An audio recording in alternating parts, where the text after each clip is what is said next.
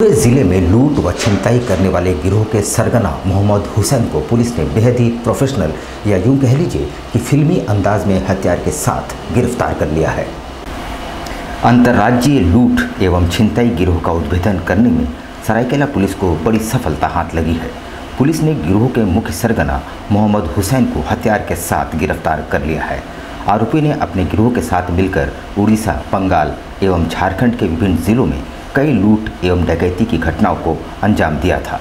इस संबंध में आयोजित प्रेस वार्ता में अनुमंडल पुलिस पदाधिकारी ने बताया कि विगत 26 अप्रैल को राजनगर थाना अंतर्गत गोपीनाथपुर कैनल के पास दो अज्ञात अपराध कर्मियों द्वारा पिस्तौल का भय दिखाकर भारत फाइनेंशियल इंक्लूजन लिमिटेड के एक कलेक्शन एजेंट से 1,57,000 रुपये लूट लिए गए थे।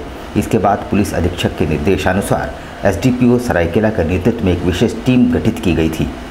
गठित टीम के द्वारा प्रोफेशनल तरीके से अनुसंधान करते हुए तकनीकी शाखा की मदद से लूटकांड का उद्भेदन किया गया और लूट में शामिल दो अपराध कर्मियों में से मुख्य सरगना मोहम्मद हुसैन को धर दबोचा गया है। मुख्य सरगना की निशानदेही पर एक अन्य अपराधी लखन महतो जो रेकी करता था उसे भी धर दबोचा गया। अन्य एक आरोपी नकुल महतो फरार होने में सफल रहा है, जिसकी पुलिस सरगर्मी से तलाश कर रही है। पकड़े गए अपराध कर्मी से पूछताछ में पता चला कि इस गिरोह के एक सदस्य रेकी का काम किया करता था और बाकी सदस्य पिस्तौल का भय दिखाकर घटना को अंजाम देते थे और घटना के बाद लूटी हुई सामग्री को राजनगर थाना क्षेत्र अंतर्गत चापड़ा नदी में फेंक देते थे और पैसों को आपस में बांट लिया करते थे। इस घटना के उद्भेदन के साथ पूरे सरायकेला जिले में घटित 5 अन्य लूट एवं छिनताई कांडों का उद्भेदन हुआ है। इनमें से गम्हरिया थाना क्षेत्र से 70,000 की लूट, सरायकेला के सीनी से 59,000 की लूट, राजनगर पहाड़पुर मोड़ से 68,325 की लूट तथा सरायकेला के हल्दीबनी से 70,000 की लूट की घटना शामिल है। गिरफ्तार आरोपी मोहम्मद हुसैन ने सभी कांडों में अपनी संलिप्तता स्वीकार कर ली है। गिरफ्तार अपराधी हुसैन का भी लंबा आपराधिक इतिहास रहा है। उसके ऊपर सरायकेला, गम्हरिया, बड़बिल सहित विभिन्न थानों में लूट और आर्म्स एक्ट के कई मामले दर्ज है। अन्य अपराधी लखन महतो का भी आपराधिक इतिहास रहा है। उस पर भी सरायकेला थाना के कई कांडों में पुलिस को तलाश थी। मोहम्मद हुसैन के घर की तलाशी के क्रम में पुलिस को एक देसी कट्टा बरामद हुआ है। गिरोह के अन्य सदस्य नकुल महतो के भी घर की तलाशी ली गई। वहां से भी पुलिस को एक देसी कट्टा, 2 गोली, 5 पासबुक, 3 वोटर ID कार्ड, 10 आधार कार्ड बरामद हुए। राजनगर लूटकांड के बहाने पुलिस को बड़ी कामयाबी हासिल हुई है, जिससे सरायकेला पुलिस की चौतरफा वाहवाही हो रही है। पुलिस के मुताबिक गिरोह के अन्य सदस्यों को भी जल्द ही सलाखों के पीछे भेजा जाएगा। पुलिस टीम में एसडीपीओ हरविंदर सिंह, राजनगर थाना प्रभारी चंदन कुमार, सीनी ओपी प्रभारी आलोक रंजन, पुलिस अवर निरीक्षक राहुल दुबे, चंदन कुमार तथा सशस्त्र बल शामिल हैं।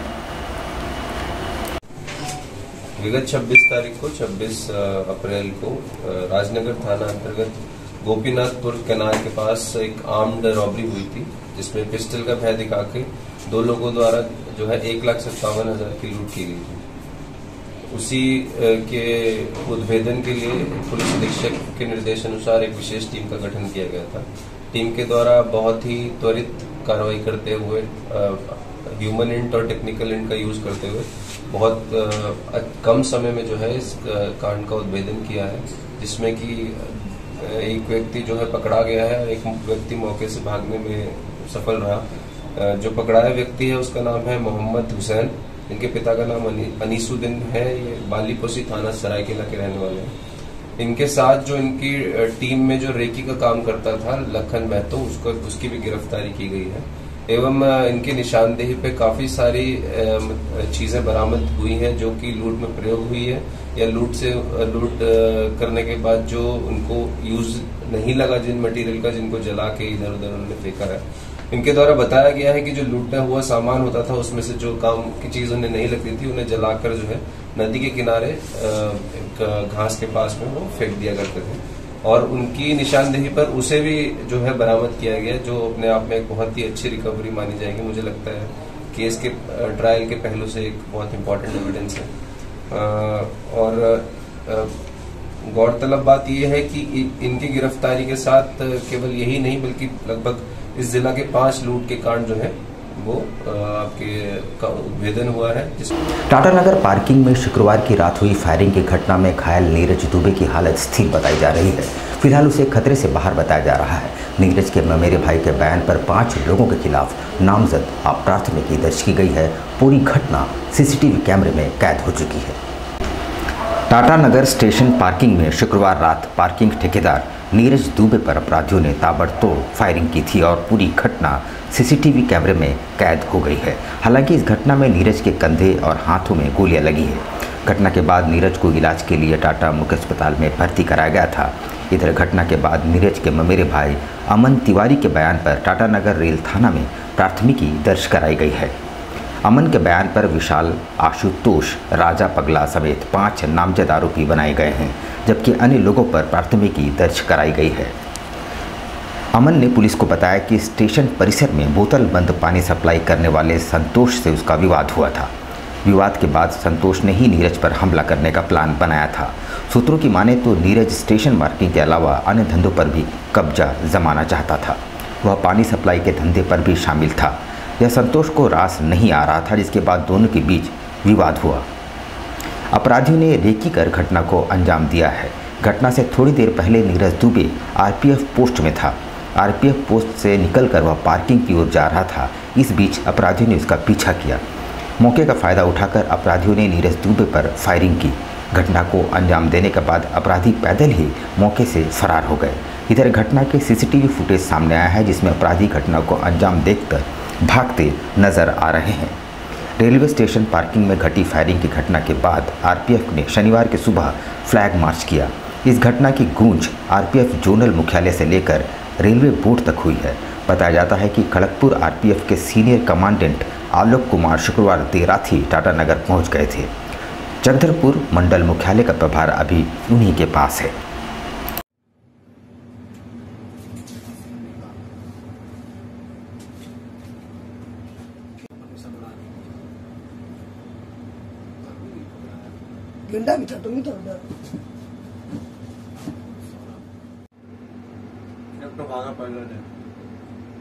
हम आए भागा देगा। गोलीबारी की घटना हुई है। अभी हम लोग इसको देख रहे हैं। किसको गोली लगी है? जी, गोली किसको लगी है? गोली नीरज दुबे नामक व्यक्ति को लगने के बाद मंत्री बन्ना गुप्ता ने विधायक सरयू राय के खिलाफ मानहानि का मामला दर्ज कराया है। चाईबासा स्थित एमपी एमएलए की विशेष अदालत में खुद मंत्री बन्ना गुप्ता अपने अधिवक्ताओं के साथ मौजूद थे।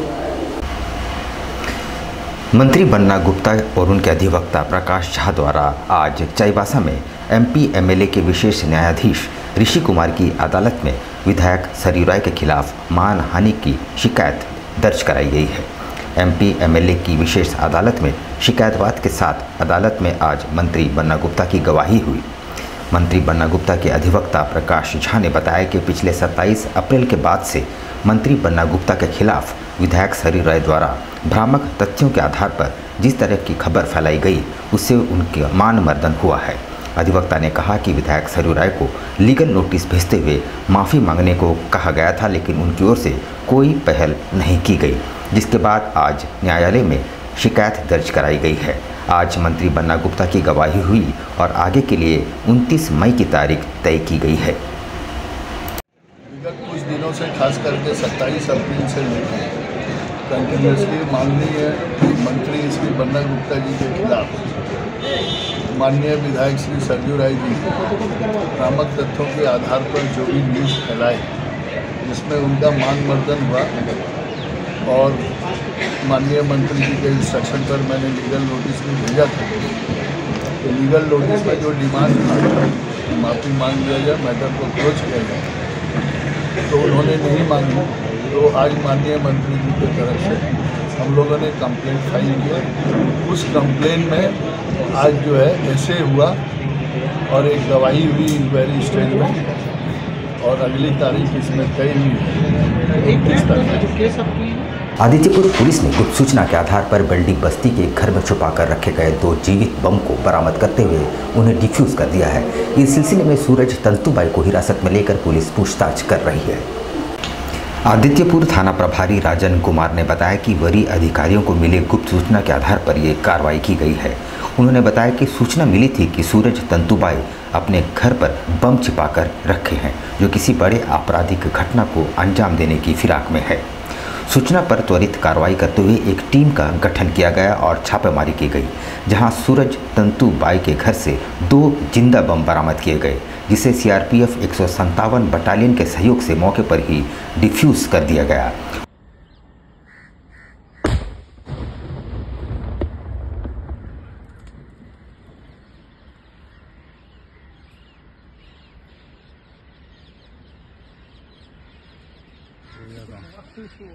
धातगढ़ी क्षेत्र में इन दिनों चोरी की घटनाएं काफी बढ़ गई है। बीती रात यहां स्थित एक वैरायटी स्टोर का शटर तोड़कर चोरों ने चोरी का प्रयास किया, पर वे अपने इरादे को अंजाम नहीं दे पाए। दुकानदार मोहम्मद अशफाक ने पुलिस को सीसीटीवी फुटेज उपलब्ध कराई है।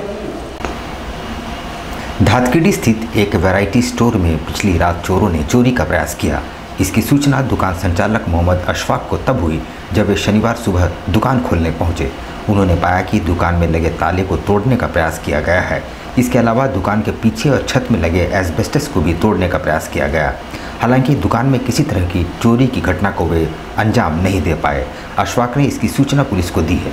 इधर सूचना पाकर पुलिस मौके पर पहुंची और मामले की जांच में जुट गई। संचालक अशफाक ने बताया कि वह जब दुकान खोलने पहुंचे तो देखा कि दुकान के शटर को उठाने का प्रयास किया गया है।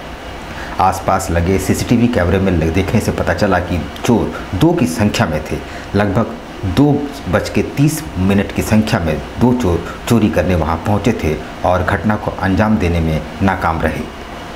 मामला ये है कि रात में चोरी करने की कोशिश किया गया है। भोर का टाइम में मेरा वैरायटी स्टोर है, बगल में चिकन दुकान भी है, लाखों का सामान है। मेरे पास फ्रिज है, बगल में भी लाखों का सामान रहता है।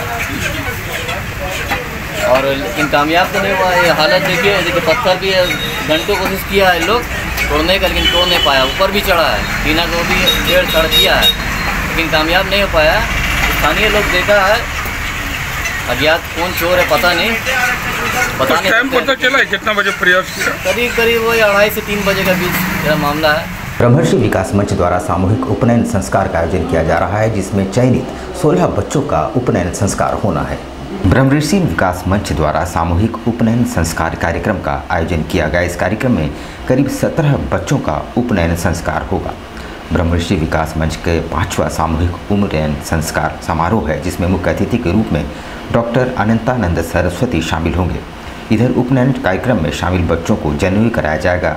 वैसे 8 वर्ष से लेकर 16 वर्ष तक के बच्चों को जनेऊ कराया जाना काफ़ी शुभ माना जाता है। ऐसी मान्यता है कि अपनी संस्कृति और धर्म के अनुसार अगर समय पर उपनयन संस्कार हो तो बच्चों का मानसिक विकास के साथ साथ धार्मिक और सामाजिक विकास भी काफ़ी तेज़ी से होती है। यही कारण है कि प्रत्येक वर्ष ब्रह्मर्षि विकास मंच उपनयन संस्कार समारोह का आयोजन करती आ रही है। देखिए, ब्रह्मर्षि विकास मंच का ये सामूहिक उपनयन संस्कार का ये लगातार 5वां वर्ष है। और जहाँ तक उद्देश्य की बात है तो उद्देश्य इस तरह के कार्यक्रम का बहुत सारा उद्देश्य होता है, जिसमें एक सबसे प्रमुख उद्देश्य है कि आज के समय में व्यस्तता भरी ज़िंदगी में लोग संस्कार छोड़ते जा रहे हैं, तो संस्कार लोगों से नहीं छूटे, ये प्रथम उद्देश्य है। और इसके साथ दूसरा एक बड़ा उद्देश्य ये है कि फिजूल खर्ची को रोका जाए और समाज में जो इस तरह के दिखावे के काम में जो पैसा खर्च होता है उसको उसके द्वारा शिक्षा और स्वास्थ्य पर ध्यान दिया जाए। समाज इस तरह से आगे बढ़ेगा, परिवार इस तरह से आगे बढ़ेगा। शहर में भव्य शनि महोत्सव का आयोजन किया गया, जिसमें हजारों की संख्या में भक्तों ने भाग लिया। इस मौके पर शनि मंदिर को दुल्हन की तरह सजाया गया था। भव्य शनि महोत्सव का आयोजन किया गया, जहां हजारों भक्त भगवान शनि का दर्शन कर पूजा अर्चना कर आशीर्वाद प्राप्त किए। वैसे इस मौके पर महाप्रसाद का भी वितरण किया गया। देर रात तक महाप्रसाद का वितरण हुआ। वैसे इस मौके पर शनि मंदिर को दुल्हन की तरह सजाया गया। वहीं प्रत्येक वर्ष शनि महोत्सव का आयोजन किया जाता है। ऐसी मान्यता है कि भगवान शनि को खुश करने के लिए तिल के तेल और गुड़ के साथ उड़द चढ़ाकर पूजा अर्चना की जाती है।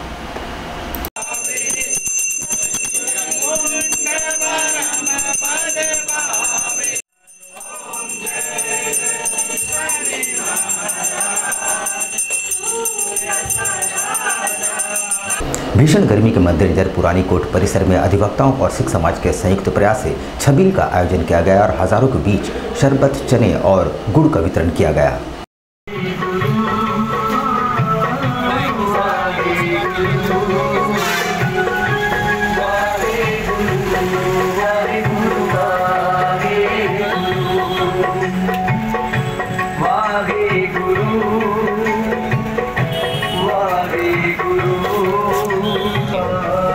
थोड़ा रेस्ट कर लीजिए आप।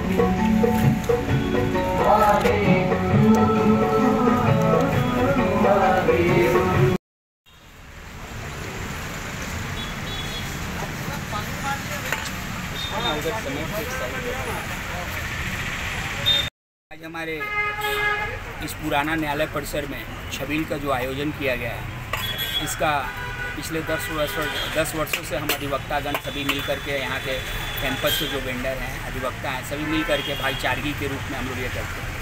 छबील का जो आयोजन होता है वह गुरु अर्जुन देव जी के शहीदी के दिवस के अवसर पे 1 माह तक पूरे शहर में, पूरे देश में, पूरे प्रांत में ये चलता है। असल में जब गुरु अर्जुन देव जी को बिना पानी के तड़पा करके मार दिया गया, उसी के याद में सिख समुदाय हम लोग, जो हिंदू का एक पंथ है, इसके द्वारा यह सुनिश्चित किया गया कि गर्मी में कोई प्यासा न रहे। यहाँ पर हम लेंगे एक छोटा सा ब्रेक, लेकिन आप कहीं जाइएगा नहीं क्योंकि ब्रेक के बाद खबरों का दौर जारी रहेगा। तो आप बने रहिए हमारे साथ और देखते रहिए न्यूज़ टाइम्स। जमशेदपुर में पहली बार 99 स्टोर आपके लिए लाया है कम कीमत पर वुमेन क्लोथिंग की एक बड़ी वैरायटी, जहां आपको लेटेस्ट ट्रेंड से लेकर क्लासिक स्टाइलिंग की तरह तरह के कलेक्शन देखने को मिलेंगे। यहाँ 99 रुपए में पाएं best quality dupatta, stole, leggings, jeggings, palazzo, top, skirt, nightie और भी कई तरह के कपड़ों का कलेक्शन। ये फर्स्ट टाइम जमशेदपुर में 99 में कपड़े मिल रही है आपको, जो कि आप बिलीव नहीं करोगे। 99 में दुपट्टा, लेगिंग्स, जेगिंग्स, कुर्ती, सलवार है, पटियाला है, स्कर्ट है, इवन जेंट्स टी शर्ट है, बरमुडा है, लेडीज का टॉप है, वेस्टर्न टॉप है, ना कुछ नहीं, सब कुछ है। ये फर्स्ट टाइम जमशेदपुर में आया है 99 रुपीज में, आपको full range of ladies wear. 99 store में आपको हर अवसर के लिए बेहतरीन, फैशनेबल और स्टाइलिश कपड़े बहुत ही कम कीमत पर मिलेंगे। तो आज ही आए और इस आकर्षक ऑफर का लाभ उठाएं। हमारा पता है 99 store near Chhaganlal jewellers, Bistupur market, Jamshedpur. हमारा मोबाइल नंबर है 9835105091।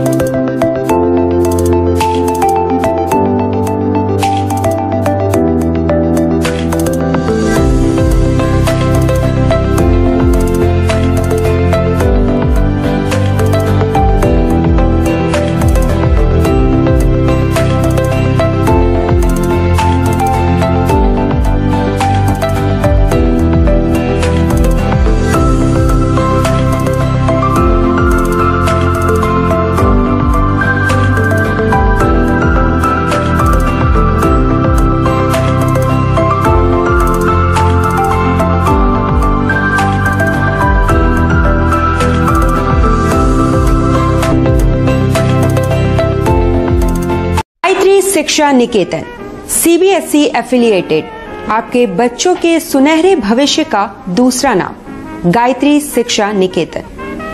शिक्षा के क्षेत्र में उत्कृष्ट प्रदर्शन के लिए राष्ट्रीय एवं राज्य सरकार से सम्मानित विद्यालय, जहां होता है आपके बच्चों का सर्वांगीण विकास। गायत्री शिक्षा निकेतन उच्च स्तरीय और आधुनिक उपकरणों से lace computer lab, science lab, आधुनिक क्लासरूम्स। गायत्री शिक्षा निकेतन।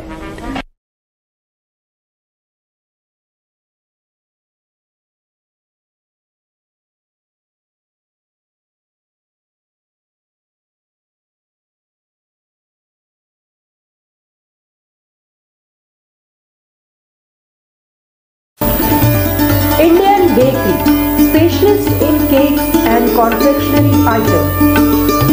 Online booking facility. Specialist in all types of patties, cakes, cookies, pizza, burger, hot dog, eggless cake, birthday cake, anniversary cakes, wedding cakes,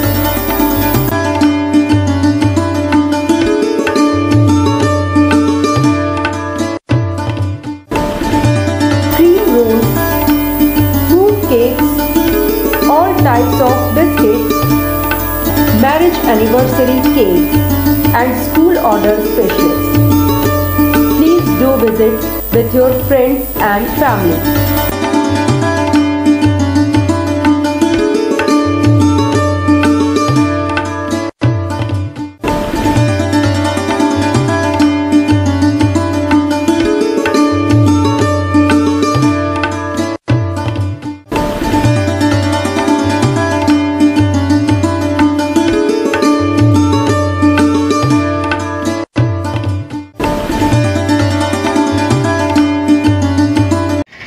दिसंबर का किस तरह केक का डिमांड रहता है? 25 दिसंबर में customer का ज़्यादातर रिक्वायरमेंट फ्रूट केक का रहता है। फ्रूट केक कस्टमर बहुत पसंद करता है, इसलिए हम लोग ज़्यादा तादाद में जो है फ्रूट केक का ही तैयारी करते हैं। 25 दिसंबर में जैसे ये आपका वॉलनट केक हो गया, ब्राउनी केक हो गया, इस तरह का केक का डिमांड बहुत ज़्यादा रहता है कस्टमर का। और हम लोग चाहते हैं कि कस्टमर को अच्छा टेस्ट और क्वालिटी मिले, और हम लोग जितना हो सके अच्छा तैयारी करते हैं कि कस्टमर को अच्छा से अच्छा चीज़ दे सके, ताकि कस्टमर खाए और उसको पसंद आए और वो दोबारा इंडियन बेकरी न्यूरानी की तरफ में आए। हम लोग जो है देखिए तरह तरह का फ्रूट केक का आइटम तैयार किए हैं, ताकि कस्टमर यहाँ से कोई भी वापस नहीं रह जाए। हम लोग जितना कोशिश करते हैं कि अच्छा से अच्छा सामान प्रोवाइड कर सके कस्टमर को, ताकि कस्टमर जो है वो खुशी खुशी मतलब ले खाए और फिर दोबारा इंडियन बेकरी में खाए।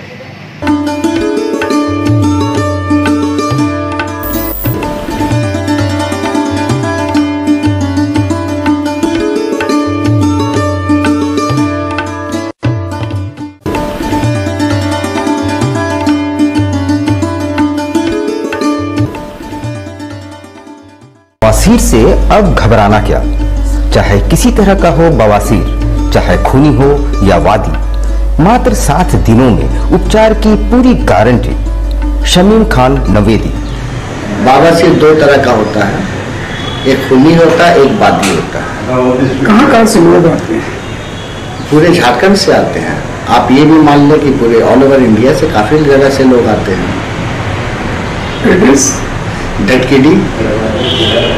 डटकीडी मेन रोड नियर जमजम।